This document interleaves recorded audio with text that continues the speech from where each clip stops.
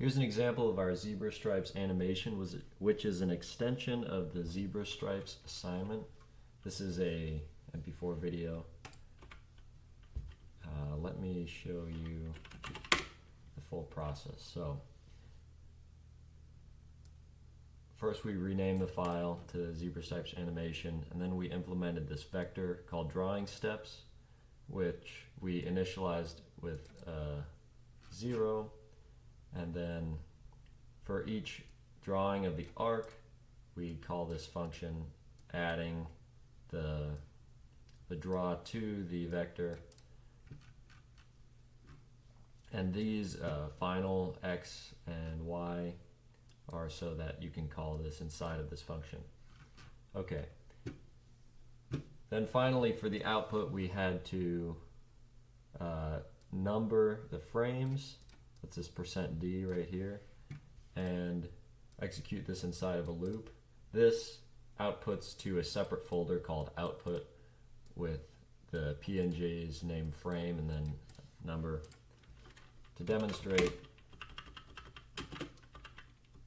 delete this really quickly, and this as well. Then we'll compile this.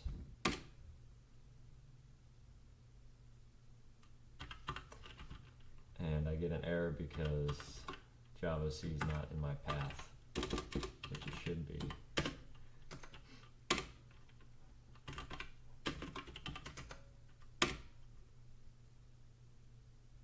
Okay, so when we run this, it generates all these frames, and we could use Blender to animate these, but I decided to write this short little bash script that uses FFmpeg with a frame rate of 12 and takes all of these images as input and then compiles them into this MP4. So if we run this,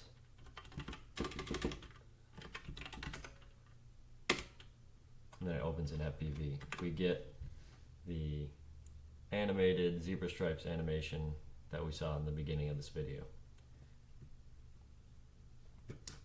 Okay, some things going forward. This this final int y and final int x are probably redundant because well, there's a lot of things that are probably redundant in the drawing of the fractal that we could optimize. So you can see this x, I didn't highlight that. This x is equal to I, this y is also declared as equal to I, and that's just so we could pass this iteration from the for loop I into these subfunctions. And that's our video.